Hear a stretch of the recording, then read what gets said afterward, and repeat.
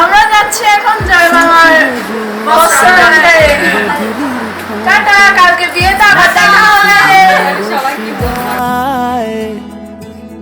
কোন সাজা মনে তোমারই কারণে বিয়ের ফুল ফোটে হায়। বলো বোঝো নাকি ওজো নাকি কত ভালোবাসি, কেন সাথে দিন রাতে আছি 12 মাসি।